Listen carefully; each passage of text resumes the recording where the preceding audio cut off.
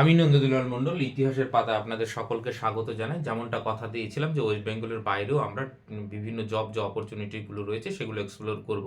কারণ ওয়েস্ট বেঙ্গলে জবের অবস্থা ভালো নয়, বিশেষ করে টিচিং জবের দৃষ্টিকোণ থেকে।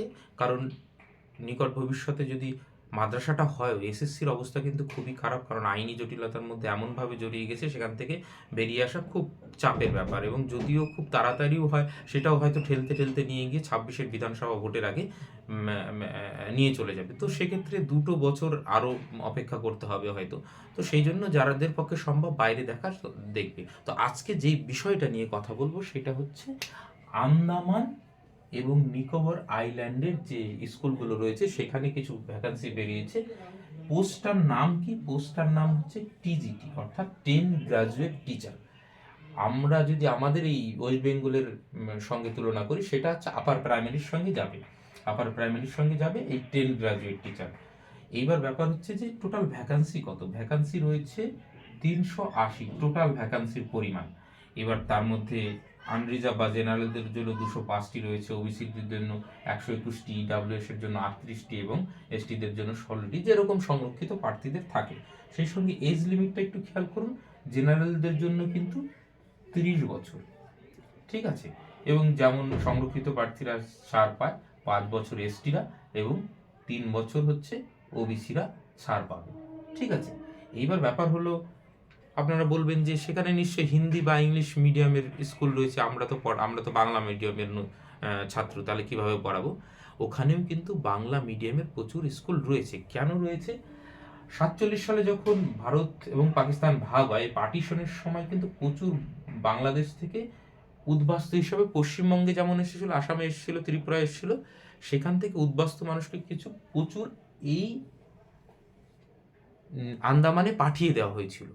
তো এবার তারা বাংলা ভাষাভাষী লোক, তারা এখনো বাংলায় কথা বলে, তাদের কালচার একদম সেম বাঙালিদের মতন। তো সেখানে কিন্তু প্রচুর বাংলা মিডিয়ামের স্কুলও রয়েছে। তো সেই স্কুলগুলোতেই মূলত কিছু টিচার যেগুলো বাংলা মাধ্যমে, আপনারা কিন্তু সেখানে অবশ্যই অ্যাপ্লাই করতে পারেন। হিন্দি বা ইংলিশ মিডিয়ামের কথা বলছি না আমি, বাংলা মিডিয়ামে। এবার অ্যাপ্লিকেশন ডেটটা কত তারিখে? 9-12 থেকে শুরু করে এই ডিসেম্বর মাসের 30 তারিখ অবধি দিতে হবে। অর্থাৎ এই মাসের 30 তারিখ অবধি হচ্ছে কিন্তু লাস্ট ডেট অ্যাপ্লিকেশন করার। এবার ব্যাপার হচ্ছে যে অত দূর যাওয়া হয়তো অনেকের পক্ষে সম্ভব হবে না, বিশেষ করে মেয়েদের পক্ষে খুব ডিফিকাল্ট।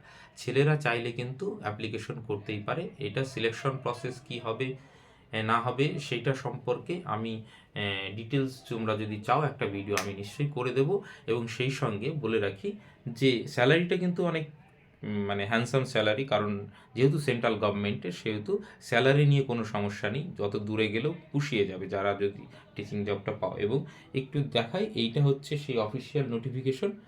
তো এইটা আমি এক্ষুনি আমার টেলিগ্রাম চ্যানেলে আমি দিয়ে দিচ্ছি, তোমরা চাইলে টেলিগ্রাম চ্যানেলে থেকে অফিসিয়াল নোটিফিকেশনটা কিন্তু ডাউনলোড করে নিতে পারো, ঠিক আছে। এই এক্ষুনি আমি পাঠিয়ে দিলাম।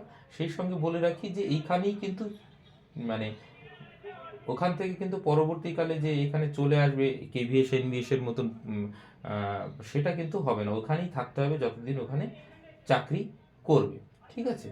তো এছাড়াও যে নিয়োগ প্রক্রিয়াটা রয়েছে, সিলেকশন প্রসেসটা কি হবে, সেই সম্পর্কে তোমাদের যদি কোনো প্রশ্ন থাকে করতে পারো। আর তোমাদের যদি মনে হয় যে পুরো প্রসেসটা কিভাবে আবেদন করতে হবে, এই আবেদন ফিস কত, এবং কোথায় কি করতে হবে সে সম্পর্কে কিন্তু আমি একটা ডিটেল ভিডিও বানিয়ে দিতে পারবো, ঠিক আছে। সকলকে অসংখ্য ধন্যবাদ।